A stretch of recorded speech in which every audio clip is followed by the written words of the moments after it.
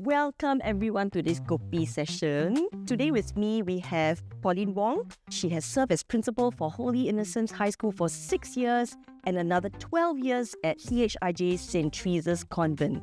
And we have all these lovely parents here with us today as well. Some of us have already children in primary school and some are looking to enroll their children in primary school. And I'm sure there are certain things that you look out for when you register your child. So what are some of these considerations or the thoughts that you have about looking for a school? So I have 6 kids. My first two, they started out in a secular school. But when the fees were doubled, we decided that we would send them to a Catholic school. I remember my own preschool education as a child. I remembered singing prayers before meals. I remembered the songs that we sung.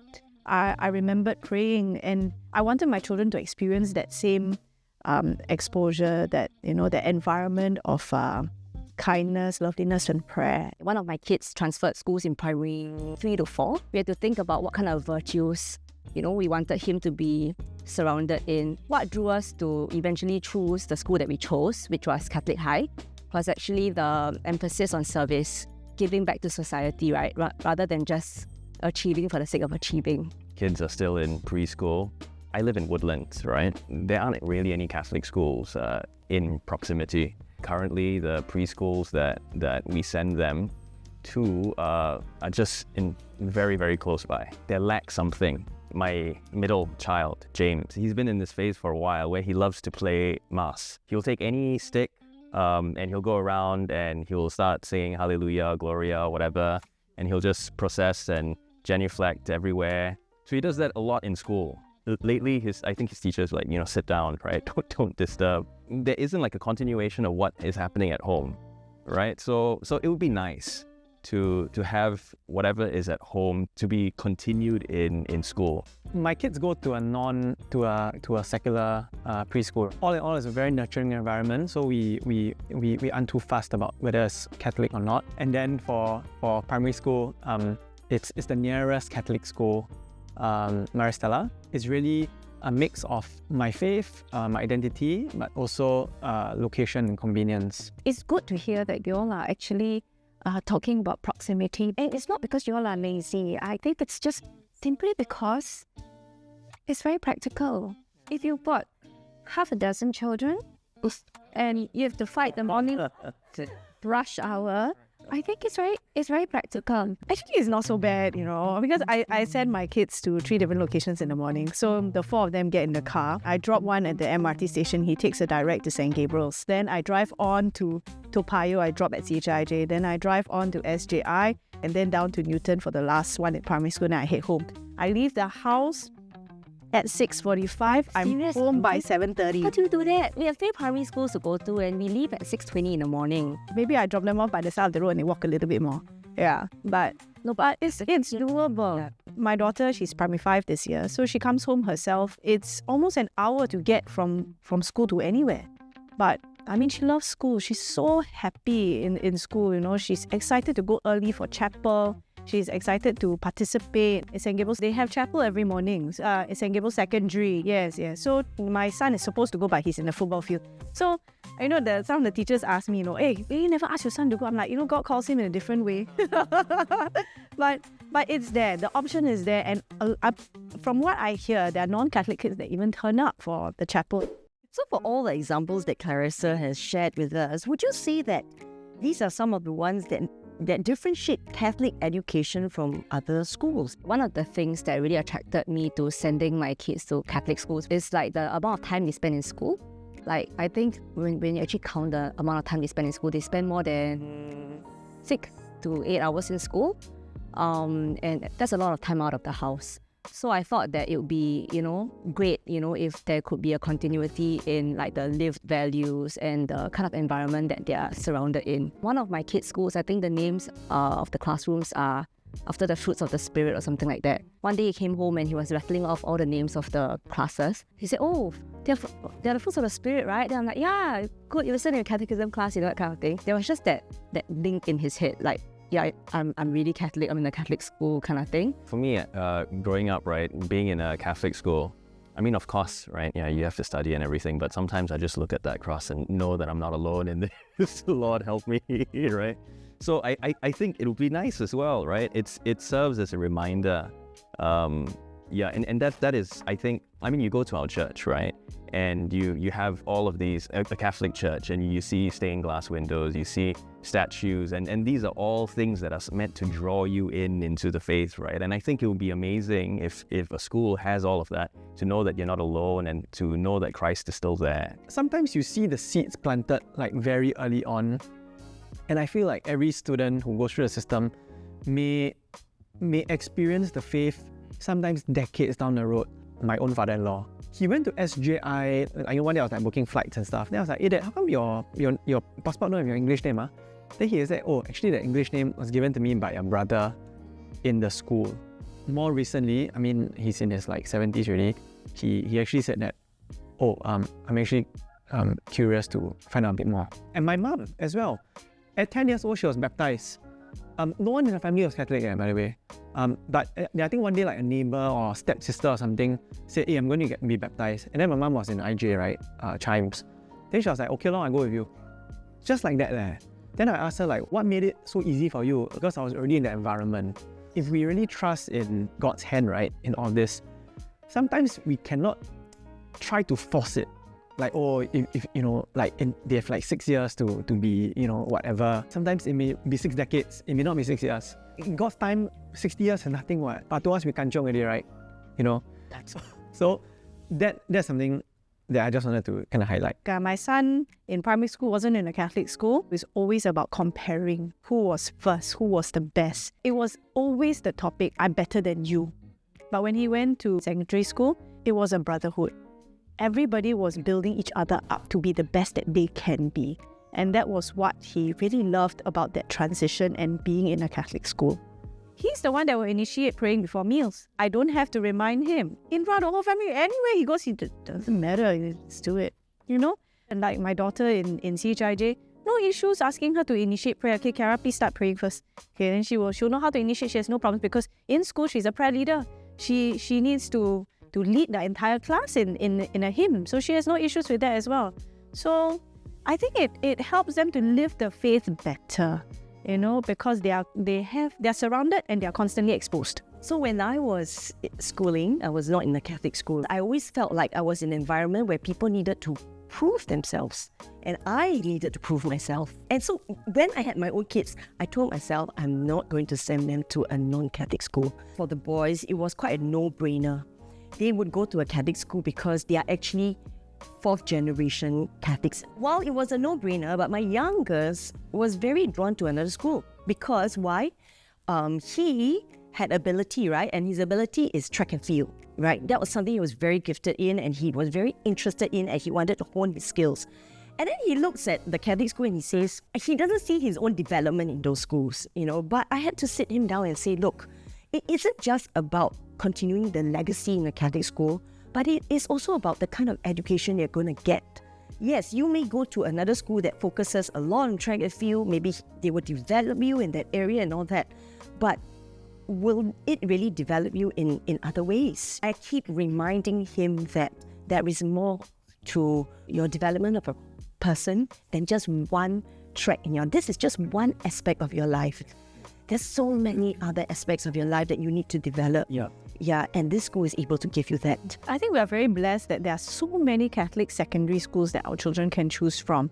So they're not stuck with, there's only one or two, you know, and they have to hit a certain grade. We really can look at our children's interests and their needs and the support that they need in learning and choose which secondary school is suitable for them. Even within like the Catholic schools, there's a kind of like ranking. I mean, in terms of popularity, you can see from the stats, right? Like there's some schools that are just tremendously oversubscribed, and some schools that just don't fill up as much. And I wish that it wasn't the case lah. I also wish that it isn't the case because working in ACCS, I get the privilege of going into schools. Actually, really, some of the schools that are not filling up, it's most of the time it's either geography because they're in a very awkward location, or they don't have an affiliated secondary school, or there are just too many, too many primary schools in that cluster, then of course you're competing. If you ask me, having studied the MOE P1 registration policy, I really feel that people should not wait for 2B. Actually, sensibly, for those with more children, phase 1, because sibling, you walk right in. If the older one moves to a secondary school, the younger one can still go on phase 2. You get what I mean? Actually, it's not so straightforward because you know what's happening. I have a friend in CHIJ, right? Her daughter just graduated from CHIJ and is in the secondary school. But the next daughter that's coming in is only coming in next year. So she has to reballot and start from scratch again. She doesn't live within proximity. But doesn't she go into 2A? Yeah, but even then also now Ballot lah, yeah, right? yeah, just in case. Because No, ballot is because it's oversubscribed. Right, but And that is why I feel that people should not just queue up behind the top 1/3 of the school. but they wouldn't know, you see. When as a parent, right, won't know it's going to be oversubscribed until it's oversubscribed. It's been consistent, the trend. I mean, it's true lah, because I was an alumni of my primary, obviously I'm an alumni of my primary school. But my daughter, I tried to register her for P1 last year. For the first time in I think 10 years or something, we had to ballot into 2B or 2A? A. 2A. Yeah, we balloted because I was outside of 2 kilometers. So based on past stats, we were like, oh, we are okay, we are safe, we are going in, just close eyes and go, right? But last year we balloted, and we were like, oh my gosh, oh please. You know why? Because the ministry will allocate X number of places based on the number of rooms in the school. So usually it's, if the older child is already in, sibling walks right through, siblings are guaranteed. Then with that X number, they set aside, there are 60 that they have to set aside. You cannot use up all. There is a phase 2A, 2B, and 2C.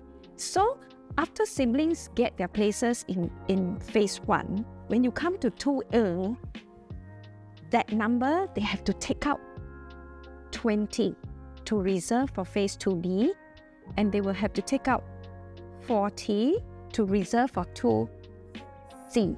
So if that number left in 2A, Very few. they end up having to ballot. So actually, I think it's confusing because some schools are full schools. Yeah. Like, I think Marie Stella is a full school. I'm not sure about Catholic High. Same, yeah. There are 3 full Because they schools. share, like St. Nicholas is a full school. So even if the sibling is in secondary school, you go straight. And the primary, you have a 7-year age gap. Yeah. Yes. The primary 1 kid just walks right in under phase 1. Under phase 1. But for the non-full schools, which is most of the other schools in Yeah, Singapore. like IJ Primary and Yeah, IJ Sec, okay. it goes into phase 2. Okay, I'm just going to ask you, what's the percentage Catholic student enrollment that it's good enough for us to call it a Catholic school? You know what the stats are now? 20. Yes. And we've got 10 schools that are below 20%. My point is that there are other Catholic schools. My worry is this: if we all just keep queuing up outside that top 1/3 and don't use up the places in the other 2/3, we are just going to shrink. We are shaped and formed by the environment, by the social milieu that we are in. I worry when the numbers get too small, because then if you are in the very small minority, you walk in, then it's like I'm one of the 75 Catholics out of 1,200 students. Then the school may not feel very Catholic lah. And that's why the environment is so important.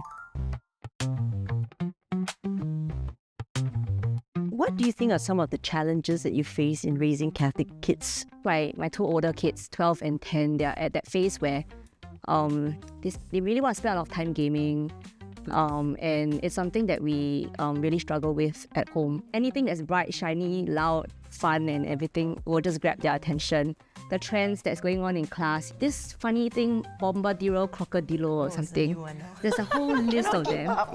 Yeah, and then it's like AI generated images. Oh my goodness. Yeah, which is a mashup of different things. But some of them are really insidious. Just something that like really kind of like preys on them without them even knowing, because they don't know the intention behind all these things. I can't keep like hovering around them and telling them this is wrong, you shouldn't be doing it. They're not with you all the time. Yeah, they're not, right? Correct, So correct. the ultimate aim is to be able to like equip them to be able to make a decision, like what is right, what is wrong, even when mom and dad are not watching them, you know. And I really pray and hope that by going to a Catholic school, being immersed in certain values or virtues, it will help them. For example, my son's class has been self-discipline in St. Gabriel's for many, many years. So I'm like, maybe that's something that you really need, son. Self-discipline. I think the toughest thing, right, is to bring your kids for mass. We do what we can, and God recognizes what we do. And slowly they will develop that sense of self-control, especially the ones with the younger kids. We've heard of people say things like, oh, don't put them in the cry room and all that. Let them be exposed and so on and so forth, right? But sometimes it's like when you disturb people, right, you really feel very bad. Oh, yes. And you get those like and all that, Yeah, right? yeah, yeah. Now once you Yes. connect it, right, you're traumatized already, you know. Then you I think it takes some courage when the comes or the, you know, Yeah. all of that. It's very hurtful. It is, eh? It is very hurtful. And I think as parents, right, with young kids, I mean, you do try. It's not like you're doing nothing, right? But I look at it as a form of worship and a form of suffering. You know, picturing myself carrying my cross, you know, as similar to Christ, right, as he's going and people are jeering at him and spitting at him and throwing things at him, right? But then, yeah, look at me, right? Look at them, you know, at me and doing all of these things, right? they're the Pharisees. Yeah, or whatever, right? Yeah. So I mean, like, let them be who they are, right? I do my best. Yeah, does it get to me? Of course, it does get to me sometimes, right? But I think it becomes like a prayer eventually. If they're really, you know, throwing a tantrum or, you know, in tears, yeah, I'll bring them out. Otherwise, they're next to me. I'm holding one of them normally, and I'm explaining to them, oh, you know, look at this. Oh, James, look. It's really blood, you know, in that cup. And he's like, oh, really? You know? And I was like, oh, look at Coco. Coco's going to ring the bell, right? Say it's similar, right? It took a while. And now I care less about what other people say and do. You know, when you don't care too much about what people think of you, you're actually role modeling to your children. Because it's always all these projections, isn't it? If I worry about what people think of me, my own children will learn from me and worry about what the world expects of them. And that's where all this anxiety and all this restlessness that we see so much of in our children and youth today. For me, I hope that, you know, my kids are able to see like a greater purpose in life, and that greater purpose is for them to serve God and where their eventual destination is lah. Yesterday, I had a dream. And in the dream, the two words came to me. Funnily enough, the name of my school, Maris Stella. And I went to Google, what does Maris Stella mean, right? And basically, or rather Stella Maris, is actually Star of the Sea, right? My hope for them is that their faith will always be that star that guides them through the very choppy seas, which have all these sharks and poisonous things around, relativism and AI, you know, pornography, whatnot, right? But they will feel safe and guided and looked out for. That's my hope. For me, the most important thing for my kids is to have God at the center of their lives, right? Everything else, very secondary. He sees Christ everywhere, and you'll see like the pole there, and he'll say "teng teng," or he'll see, you know, something that kind of resembles a cross, and he'll say it's Jesus. So my hope for him, I think, is to not to lose that, right? When he grows up, because I don't know, I suppose when puberty hits, or when the rebellious stage starts, or when you go out and start working in the real world, these things can tend to be forgotten. So I hope that he doesn't lose that. I hope that my children, even when they're upset with me or they cannot come to me, that they can go to God.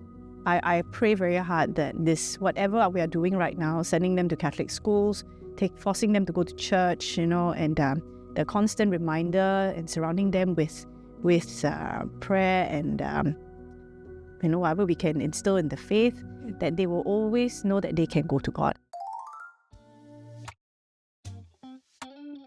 Just to end this whole conversation and discussion, what do you like to say to parents who are not sure about enrolling their children in Catholic schools? It takes a village to raise a child, so get all the help you can get.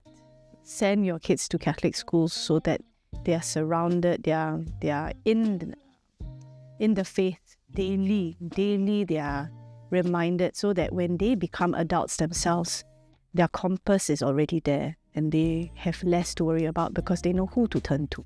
As a kid, I was kind of like a lukewarm Catholic. Being surrounded by like a Catholic environment like all this while when I was growing up, it really helped, because I do remember like, you know, being in a chapel, crying about my results a few times, right? And like when I was there was this sense of peace and this sense of like knowing that everything will be okay. And I hope the same for my kids lah. Like no matter where they go, that they will have this sense of knowing that there is really a bigger God watching over them. I think people have this sense is that, or maybe if you send your kid too much to catechism class or to church too much, then they forget about school. But I don't think so. I think if they really know God and they want to do as God says and to have these values, then yeah, you would do the very best that you can. Excellence, right? For parents, yeah, maybe on the fence or whatnot, right? I think the values you get really help mold your child. For Catholics, it's having Christ at that center, and everything else flows out from it. Thank you everyone for joining us today. I hope it has been insightful and enriching, and this can also help you to make a more informed decision on which schools you would send your children. Come join us in a Catholic school. Bye. Bye!